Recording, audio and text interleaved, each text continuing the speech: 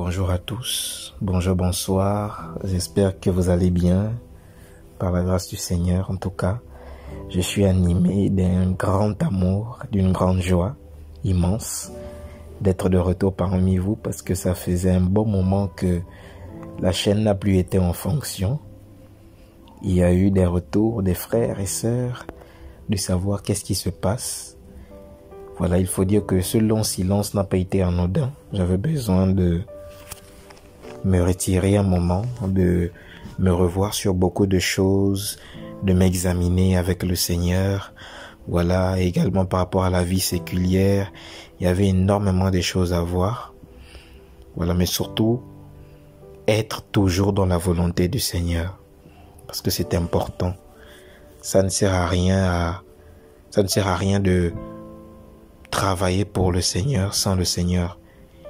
Qu'y a-t-il de glorieux à se lever, à prendre le micro, à prendre la parole, à faire le ministère si Yahweh n'est pas avec toi? Il y a plus de gloire à travailler avec le Seigneur pour lui qu'à travailler pour lui sans lui. Je nous assure. Et c'est un piège pour beaucoup de personnes. En cette nouvelle année, par la grâce de notre Père, de notre Créateur, nous revenons avec un nouveau Powerful, de nouvelles directives du Seigneur. Et même dans le même élan, je souhaite meilleurs vœux à tout le monde. Qu'en cette nouvelle année, nous adoptons un caractère de challenge, de manière positive en tout cas. Qu'en cette nouvelle année, nous puissions relever les défis et rattraper ce que nous n'avons pas pu faire en 2024. Qu'en cette nouvelle année, que l'amour de notre Seigneur soit davantage plus amplifié dans notre cœur. Alléluia, parce que la réalité, c'est que plus on avance, plus les temps deviendront de plus en plus compliqués et on a besoin que l'amour de Jésus soit amplifié dans notre cœur afin d'être toujours dans sa volonté. C'est ma prière. Je prie que le Seigneur nous donne encore, nous remplisse aussi de sagesse. Voilà, nous remplisse de sagesse, que ce soit dans le cadre social pour gérer les cas, pour ceux qui ont un appel, hein, que ce soit par rapport au ministère, que ce soit par rapport aux entreprises, aux affaires, oui. On a aussi besoin que notre intelligence soit renouvelée, que nous adoptons l'esprit de sagesse, que le Seigneur restaure cela pour pouvoir exceller dans nos entreprises. C'est biblique. Alléluia. La Bible dit que par la sagesse de Joseph, il a su prévoir les 7 années de famine par les 7 années d'abondance. D'accord? Donc le Seigneur a renouvelé son intelligence. Il avait aussi la sagesse dans les entreprises. Voilà, c'est un enseignement lourd qu'on peut aussi retirer à l'intérieur. Donc il a pu prévoir les 7 années de famine par les 7 années d'abondance. Autrement dit, il a pu récolter 14 années d'abondance pour prévoir les 7 années de famine. En tout cas, que le Seigneur soit béni. Donc, comme je disais, le Père nous donne de nouvelles directives en cette nouvelle année. Et j'ai prié le Seigneur. Seigneur, qu'est-ce qu'il faut que nous fassions aujourd'hui avec toi pendant cette nouvelle année? Qu'est-ce qu'il faut faire avec toi pendant cette nouvelle année? Et il faut dire qu'en 2024, il y a eu tellement de questions des frères et sœurs. Et cette nouvelle année, le Seigneur nous adoptons cette nouvelle stratégie. En ce sens que nous allons répondre à des questions, des réponses. Nous allons répondre à des questions pour donner des réponses. Et dans ces questions-réponses, il y aura des enseignements qui vont en découler. Donc des questions-réponses feront office d'enseignement pour encourager un plus grand nombre. D'accord? Nous allons accommoder cela à notre agenda spirituel. Il y a aussi l'aspect des conseils. Alléluia. Les conseils sont bibliques aussi. Pourquoi? Parce que il y a l'aspect où, dans le domaine du mentorat, il y a la doctrine qui bâtit la foi, la croissance spirituelle, et aussi l'aspect où nous avons besoin de grandir par rapport aux conseils, parce que nous adorons le Seigneur, nous nous sanctifions pour le Seigneur, nous restons bibliques parce que nous voulons grandir spirituellement pour aller au ciel. Maintenant, il y a aussi l'aspect où nous sommes avec notre prochain. Et on a besoin de savoir comment est-ce qu'il faut se comporter. On a besoin de savoir comment est-ce qu'il faut gérer certaines situations, même dans le domaine des affaires. Quoique nous serons célestes, Nous sommes citoyens des cieux spirituels. Nous sommes humains et nous avons des exigences. Vous voyez, donc on a besoin de réussir aussi dans des multitudes de conseils. C'est biblique. Alléluia. La Bible nous parle de Salomon. Salomon qui était rempli de sagesse, que le Seigneur a rempli de sagesse pour résolver les situations difficiles, pour résolver les situations très complexes, perplexes. Vous voyez donc c'est ça en fait. Nous avons aussi l'exemple dans Exode, je crois, chapitre 18. Jéthro qui va dire à Moïse de marcher avec des personnes qui pourront être des gestionnaires pour régler les cas. D'accord, il y a des presbytéros. Voilà, et dans Nombre 11 là-bas, le Seigneur va dire de choisir 70 anciens. D'accord, pour gérer certaines situations. Donc il y a des presbytéros, on aura besoin des anciens en âge. D'accord, des personnes qui ont des cheveux blancs pour donner des conseils, pour nous amener à grandir. Maintenant, c'est pas aussi indispensable, hein, dans le sens où il y a aussi des jeunes. On peut aussi avoir besoin de conseils pour auprès des jeunes. Alléluia. En réalité, on a besoin de conseils. Que tu sois grand, que tu sois petit, on a besoin de conseils. Alléluia. Malheureusement, beaucoup de chrétiens se croient être beaucoup accomplis à cause de la connaissance qu'ils ont reçue, qui n'ont plus besoin de conseils. C'est un piège grave. On a besoin de ça. Donc, il y a l'aspect où on a besoin de grandir par des conseils. Et comme je disais, lorsqu'on nous donne une information, il faut s'assurer que cette information joue 3 rôles majeurs. Premièrement, que c'est important. Deuxièmement, que c'est une plus-value pour nous. C'est une croissance, ça nous amène à faire des choses bien, à grandir positivement. Et troisièmement, c'est salutaire. D'accord? Donc, l'information que nous acquérons doit jouer ces 3 rôles. C'est important, c'est une plus-value pour moi, d'accord? Et c'est salutaire. Alléluia. Si les conseils n'étaient pas importants, on n'allait pas parler des proverbes et des ecclésiastes. Si ça rentre dans le canon biblique, ça veut dire que quelque part, ça joue un rôle très important dans la croissance, dans le développement, je dirais, aussi personnel de l'individu, de l'homme que nous sommes. Alléluia. C'est très important. Parce qu'au-delà de l'aspect où on se sanctifie pour plaire au Seigneur, il y a aussi l'aspect où nous devons servir notre prochain. Il y a l'aspect où nous devons savoir nous comporter. Il y a l'aspect où nous devons avoir l'attitude qu'il faut pour régler certaines situations qui sont compliquées et dont on a besoin de conseils. On va prendre Proverbe chapitre 15 rapidement. Proverbe chapitre 15 à partir du verset 22. La Bible dit, les projets échouent là où il n'y a pas de conseils, mais ils s'accomplissent quand il y a de nombreux conseillers. D'accord? Les projets échouent là où il n'y a pas de conseils, mais ils s'accomplissent quand il y a de nombreux conseillers. Donc si on échoue dans certaines choses, c'est parce qu'on n'écoute pas les conseils, parce qu'on ne prend pas en considération certains conseils. Alléluia. Et aujourd'hui particulièrement, il y a un fléau qui me sidère beaucoup au milieu chrétien. Et je voudrais qu'on essaye de recadrer ça ensemble. C'est vraiment un conseil. Ça va nous aider. Parce que quelque part, nous avons aussi eu à faire beaucoup d'erreurs et on veut régler ça avec le Seigneur. Et je ne parlerai même pas d'abord dans le domaine du chrétien. Quoique là-bas, c'est beaucoup plus transigeant, l'accent que je vais mettre. Mais je parlerai d'abord dans le cadre social. Parce que le Seigneur m'a fait un tout petit peu grâce d'exercer aussi dans la psychologie. J'ai aussi fait un tout petit peu les études là-bas. Donc j'ai une formation psychologique. Donc peut-être ça pourra aider. Comme cette génération, je l'appelle la génération des brisés. Alors bienvenue frères et sœurs dans la génération des détruits. Voici pourquoi beaucoup se rabattent vers les psychologues. Mais comme je dis souvent, le meilleur psychologue c'est le Seigneur. C'est lui qui nous mentor en tout cas, simplement. Et il y a quelque temps, j'ai parcouru les actualités. J'ai vu une conversation d'un jeune homme qui a méprisé les blessures d'une jeune femme. Elle a été blessée par un homme et étant blessée, elle a mis plusieurs années pour guérir. Et lui disait ce n'est pas normal parce que lui, il n'a pas pris 1 an pour guérir. Pour moi, j'ai trouvé ça d'un manque de sagesse. Et en même temps, c'est pour nous encourager à faire beaucoup attention. Quand on ne connaît pas ce que l'un a vécu, ne nous précipitons pas à jeter l'anathème. Ne nous précipitons pas à apporter la verge. D'accord?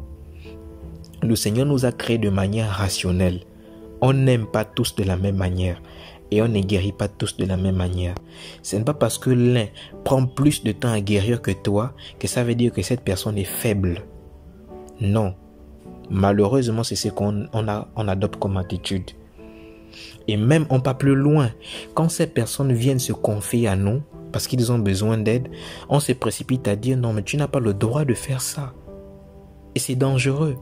Quelqu'un qui est par exemple tombé dans le péché et qui vient vers toi parce qu'il a besoin de conseils, il sait qu'il a fait l'erreur. Et ce qu'il attend de toi, c'est pas que tu condamnes. C'est pas pour que tu la condamnes ou le condamnes. Non, c'est pour que tu apportes des solutions pour qu'il aille bien, pour qu'elle aille bien. Mais si tu viens à dire, écoute, tu sais que tu as péché, si tu meurs, tu iras en enfer, tu ne bâtis rien, tu n'apportes rien en réalité. Tu es un avocat du diable, excusez-moi. Pour beaucoup, ils deviennent des avocats du diable de manière inconsciente. Ils disent la vérité, mais dans la vérité, la source de la vérité, il y a la médisance. Parce qu'il y a plusieurs types de vérité. Il y a la vérité où quand tu l'as dit, tu restaures. Il y a la vérité où lorsque tu l'as dit, c'est la médisance. C'est-à-dire que dans ta vérité, tu ne bâtis rien. Ta source, c'est la condamnation. On a un exemple dans les Écritures, je pense dans Zacharie chapitre 3, où la Bible dit qu'à cause des erreurs ou encore de la tache du vêtement de Josué, Satan se présentait auprès du Seigneur pour dénoncer. Et pourtant, ce que Satan disait était vrai. Mais quelle était la source de sa dénonciation? Ou du moins, quelle était la source de sa vérité? La source de sa vérité, c'était la médisance. C'était la condamnation.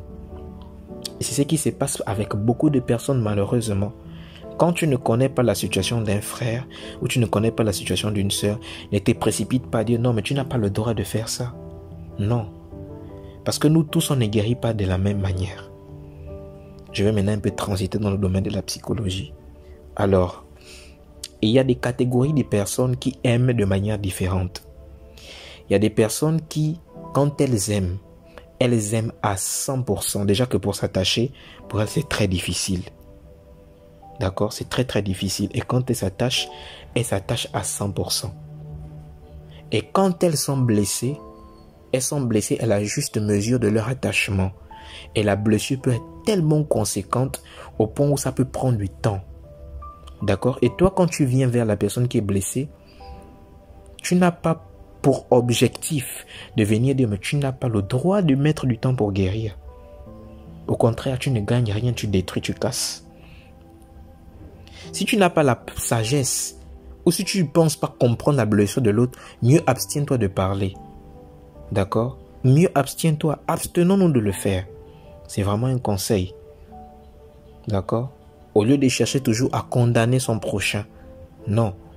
Moi, je parle également par connaissance de cause. Il y en a des cas comme ça dans le monde. D'accord? Et quand elles sont blessées, elles ont besoin du temps pour guérir.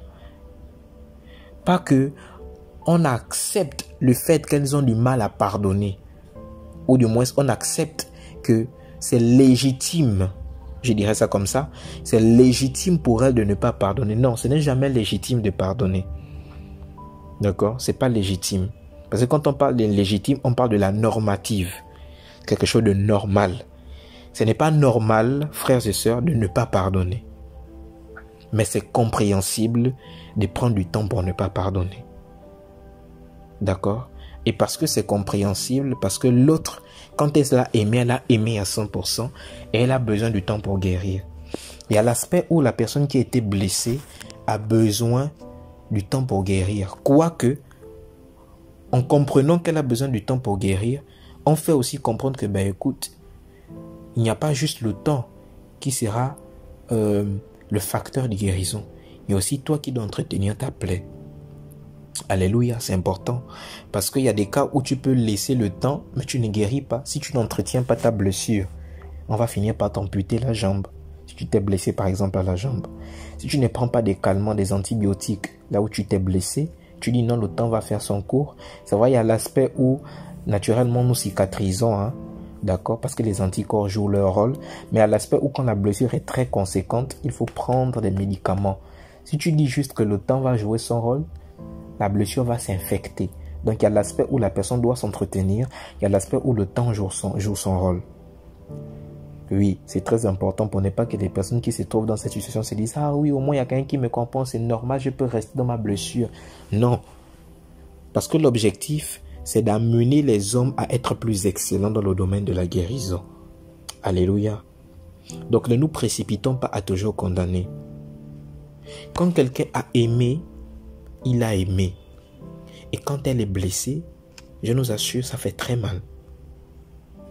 Et quand elle est blessée, il ne faudrait pas qu'on soit comme des personnes qui disent « Oh non, mais moi j'ai fait 1 mois pour pardonner, pourquoi toi tu n'arrives pas à le faire ?» Ce n'est pas parce que toi tu as réussi à faire 1 mois pour pardonner que ça veut dire que l'autre est faible.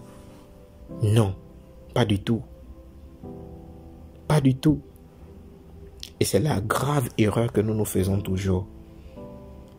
Et je disais à un frère, tu sais, la sagesse voudrait que, même si pour toi, tu juges utile que ce que le frère subit est méchant et n'est pas correct, ne viens pas pour dire forcément avec la verge et dire non, non, non, mais tu n'as pas le droit de faire ça. Non. Ne viens pas toujours avec cet aspect-là. Parce que là où il est dans une position, il ne pourra pas forcément comprendre. C'est la sagesse. Quand quelqu'un est blessé, il a une position dans le cœur. Il y a l'aspect où il faut prier pour. Tu vas venir, oh non, tu sais. Il ne pourra pas comprendre maintenant parce qu'il est blessé ou parce qu'elle est blessée. Va dans le secret et prie pour la personne. D'accord? Et quand tu viens dans le but de gagner. La Bible dit que Yahweh gouverne avec justice et équité. D'accord? L'équité, c'est aussi être tolérant de savoir que la personne n'arrive pas à comprendre qu'elle a fait des erreurs parce qu'elle est blessée. Donc elle a besoin du temps pour réaliser cela. Je soutiens ça par un passage biblique. Nous connaissons tous l'histoire d'Élie. Élie, c'est un homme qui était rempli de la présence de Dieu. Élie était rempli en matière de puissance.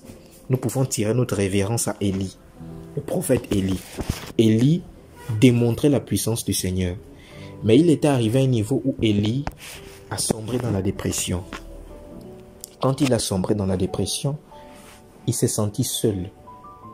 D'accord? Pourtant, le Seigneur était avec lui. Et quand le Seigneur s'est révélé à Élie, le Seigneur n'a pas dit à Élie, mais tu es injuste, comment tu peux dire que tu es seul et pourtant moi je suis là avec toi? Élie savait que le Seigneur était avec lui. Mais à cause de la situation de dépression, ça a dénaturé ses sens. Et il a dit, je suis seul. Et quelle était l'attitude du Seigneur? Le Seigneur n'a pas dit, non, mais tu es égoïste. Il a dit à Élie, je comprends ta situation, va, retire-toi d'abord et voici l'alimentation qu'il te faut pour que tu ailles bien. Donc, le Seigneur a été un bon psychologue, mes amis. Alléluia. Le Père a été un bon psychologue. Et il venait visiter à chaque fois Élie pour savoir s'il allait bien. Donc, il y a l'aspect où tu peux être spirituellement élevé, c'est-à-dire que tu as des facultés de discernement. Tu peux être spirituellement élevé, tu peux discerner les choses. Mais quand ton âme est blessée, tu es blessé parce que nous sommes humains. Au-delà du fait que nous sommes spirituels, nous sommes humains. Et donc, on n'a pas forcément besoin de te dire, mais toi, tu es un ancien, tu n'as pas le droit d'être blessé. Pourquoi pas? Je suis humain. On a besoin de se comporter comme le Seigneur. Mettre Élie à un endroit, loin des autres, à l'écart pour le protéger, pour le nourrir. Et la Bible nous dit que lorsque le Seigneur s'est révélé à Élie, il s'est révélé sous un aspect doux et léger. Élie se disait que le Seigneur était dans les tremblements. Élie se disait que le Seigneur était dans un vent impétueux. Non. Mais la Bible dit que c'était dans un murmure doux, un vent doux et léger. Quelle grande image! Il savait que le Seigneur savait que Élie n'avait pas besoin qu'il se révèle avec les tonnerres, les cris. Non. Il savait que Élie avait besoin d'un murmure doux et léger pour dire, Élie, ça va aller, je suis là. Je comprends ta situation. D'accord? Merci Saint-Esprit pour ce canevas que tu me donnes. Donc simplement pour dire, frères et sœurs, que on a toujours besoin de comprendre les situations des autres. Ne nous précipitons pas toujours à condamner. Si tu ne connais pas ou tu n'arrives pas à être un modèle pour consoler, tu n'as pas ce cœur de père, abstiens-toi. C'est la sagesse. D'accord? Quelqu'un qui vient, je reviens sur le fait de pouvoir respecter, le respect de la confidence. Hein. Je reviens beaucoup sur ça. Là, maintenant, c'est dans le fonctionnement de l'Église. Des personnes qui viennent, qui se sentent mal, qui viennent vers toi parce qu'il a fait une erreur, il a besoin de toi que tu sois un baume pour son cœur. Parce que nous sommes des disciples par lesquels Yahweh s'accomplit. Nous sommes des personnes qui sont censées être mentorées par le Seigneur et d'agir comme le Seigneur. D'accord, Seigneur, qu'est-ce que tu attends pour moi par rapport à ce frère? Il y a aussi l'art de parler. Il y a un frère qui parlait de l'art de dénoncer. Il y a aussi un art pour dénoncer. Vous voyez un peu? Qu'est-ce que le Seigneur attend de nous? Qu'est-ce que Dieu, tu attends de nous pour le frère qui se sent mal? C'est pas, écoute, la Bible dit dans Apocalypse chapitre 1, non, on ne dissocie pas la parole de l'esprit. Soyons sages. Il y a des cas de figure où le frère ou la soeur qui vient t'exposer son cas n'a pas besoin de verge. Il a besoin de houlette. La Bible dit que le Seigneur ne brisera pas le roseau cassé et il n'éteindra pas le luminium qui fume encore. Vous voyez? Donc on a besoin d'être sage, on a besoin de faire l'équilibre. Quelqu'un a fait une erreur. Quand il prend la force de venir, d'exposer son problème, il remet entre tes mains la gestion de sa fragilité, la gestion de sa situation. Il te fait confiance et tu dois être un bon gestionnaire. Alléluia. Et quand la personne vient comme ça, qu'est-ce qu'il faut que tu fasses? Est-ce qu'il faut que tu rappelles son erreur ou que tu trouves des stratégies qu'il faut pour pallier à son problème, à sa maladie? Qu'est-ce qu'il faut que tu fasses? D'accord? Soyons sages. Il y a des cas, naturellement, il faudra apporter la verge quand il faut. Même là encore, pour apporter la verge, il faut transmettre la douceur. On recadre avec amour. On ne recadre pas pour détruire, pour casser, pour tuer. Je ne dirais même pas pour casser, mais pour tuer. Parce qu'on peut recadrer pour casser, ça fait du bien aussi. Mais je parle pour tuer, pour égarer. C'est pas ça l'objectif. Le but, c'est de gagner. Pierre, quoi qu'il était assis, je t'assure, c'était un ancien, c'était un grand, mais il avait un problème avec le pardon. Et quand il allait voir le Seigneur n'a pas exposé le problème de Pierre. Il a réglé, il a dit, tu devras pardonner ton prochain 70 fois 7 fois. D'accord? Il allait voir le Seigneur était un bon confident. Et il a aidé Pierre à aller bien. Je ne sais pas pourquoi, mais le Seigneur m'amène aussi à parler beaucoup de ça. Les frères et sœurs qui ont un manque de sagesse là, veillons beaucoup. Quand quelqu'un vient te dire une situation, après tu prends son propos, tu pars, tu divulgues l'information. Ou quelqu'un est venu t'exposer, la situation était déjà réglée, le frère vient voir une sœur, ou la sœur vient voir un frère, ou les sœurs se voient entre eux. Elle vient exposer sa situation, le frère vient et prie pour la sœur, la chose était réglée dans les coulisses, c'est terminé. Mais on prend encore ça, on va dire, est-ce que tu sais que tel est tombé dans le péché? Mais pourtant la situation était déjà réglée. Le frère va déjà bien. Celui qui n'allait pas bien va déjà bien. On a déjà réglé, on a prié pour lui, on l'a recommandé dans la grâce du Seigneur. Tout va bien. Mais on prend encore ça, on vient, on expose. Finalement, on fait quoi? On bâtit ou on casse? Jérémie va dire qu'ils m'ont assassiné par leur langue. Ils se sont regroupés et m'ont assassiné par leur langue. Et c'est comme ça. Voici pourquoi après ça tue la confidence, ça tue l'estime, ça tue le respect. Hein? Par exemple, moi, une sœur vient m'exposer sa situation. Elle vient, j'ai pris, ça va aller, je recommande la sœur dans la grâce du Seigneur. Tout va bien, elle se remet petit à petit avec le Seigneur. Je ne vois pas l'intérêt de prendre encore ça, d'aller dire à tel frère ou telle sœur pour dire, est-ce que vous savez que tel a un problème ou elle a vécu ça? C'est terminé depuis. C'est réglé. On est très instable dans la sagesse et on a besoin de ça. Et quand vous regardez là même, beaucoup agissent comme ça parce qu'ils n'ont plus l'onction. Comme disait un frère, beaucoup n'ont plus l'onction. Beaucoup n'ont plus l'huile. Beaucoup, ce sont des vieilles huiles, les huiles réchauffées là. L'huile qu'on utilise pour faire le poisson grillé là, les mêmes huiles pour faire la tchéké. Les mêmes huiles là, quand tu mets même l'huile au feu, l'odeur là est pestilentielle. Ça abominable, tu regardes l'huile, tu sens que ça là même pour mettre, même pour préparer, c'est compliqué. Les gens sont devenus comme s'ils marchent avec les vieilles huiles lui n'est plus régénéré. C'est ça. La Bible dit que Yahweh est un Elohim qui se meut. Donc, le Seigneur donne des stratégies selon le cas qui se présente à lui. D'accord? C'est pas la parole. Quelqu'un est tombé dans le péché, la parole. Quelqu'un traverse, on appelle, même quand j'ai parlé de l'art de dénoncer, on prend même le micro, on dénonce. Partout, on dénonce. Celle qui s'habille de manière vulgaire, par exemple, celle qui se livre. Oh non, tu meurs comme ça, c'est l'enfer. Mais tu ne sais pas que si elle vit comme ça, c'est parce qu'il y a eu un passé. Mais non, c'est toujours, oh non, machin. C'est compliqué, hein. Ah, Seigneur, aide-nous. Il y a des cas où les personnes ont besoin qu'on les aide. Il y a d'autres là qui se livrent à la débauche pas parce qu'ils le veulent. Non. D'autres, ce sont des blessures de l'âme. D'autres, on leur a collé une étiquette. D'autres, ils ont des personnes, des femmes, par exemple, qui n'ont pas connu l'amour paternel. Elles se donnent à des hommes. Toi, tu viens, non, mais c'est l'enfer. Si tu continues comme ça, c'est l'enfer. Elle n'a pas besoin d'écouter ce message. Elle a besoin du Seigneur qui restaure, le Seigneur qui est un Père, le Seigneur qui comble le vide, le Seigneur qui, oh alléluia, qui laisse que l'adultérienne mette du parfum sur ses pieds. Shadeva dimant, l'éclat d'Eva. On a besoin de ça. Le Seigneur n'a pas répudié la femme qui était répudiée de tous. Elle est venue, elle a mis du parfum sur les pieds du Seigneur. Et le Seigneur ne l'a pas répudié. Le Seigneur savait, vu que c'était lui, celui qui avait instauré la loi, il savait que non, là, elle avait besoin d'être lapidée, par exemple, ou encore la femme adultérienne. Mais elle n'avait pas besoin de verge, elle avait besoin d'amour. Bref, je ferme la parenthèse. Je vais rester vraiment dans le cadre de ce qui m'amène.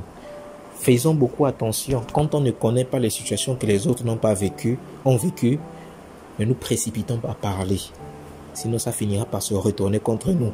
Et dans la sagesse du Seigneur, parfois le Seigneur permet que nous qui avons géré les mauvais cas, on vive la même chose amplifiée fois 4. Et on se dit, oh non, c'est l'épreuve. Non, c'est pas l'épreuve. On te mesurera de la même mesure que tu auras fait les autres. Si tu es un tout petit peu sage, assieds-toi et dis-toi, mais pourquoi je vis ça? Tu vas te rendre compte avec beaucoup d'analyse que si je vis ça, c'est parce que j'ai maltraité le cas de l'autre. Il y a des frères, des anciens qui aujourd'hui, depuis 5 ans, 6 ans, sont mariés, n'ont pas encore des enfants. Comment c'est possible? La femme est fertile, le mari est fertile. Mais comment ça se fait qu'après 6 ans, 7 ans, ils n'ont pas encore des enfants? Parce que simplement, il y a eu un problème qu'ils n'ont pas géré, qu'ils n'ont mal géré, qu'ils n'ont pas réglé. Alléluia. Donc voici le message que j'ai voulu nous partager. Revoyons-nous. Voilà, ce sont des conseils. Et je crois que dans ces conseils-là, il y a eu beaucoup des enseignements qui sont sortis. Revoyons-nous, examinons-nous. Que le nom du Seigneur soit béni. Shalom à tous.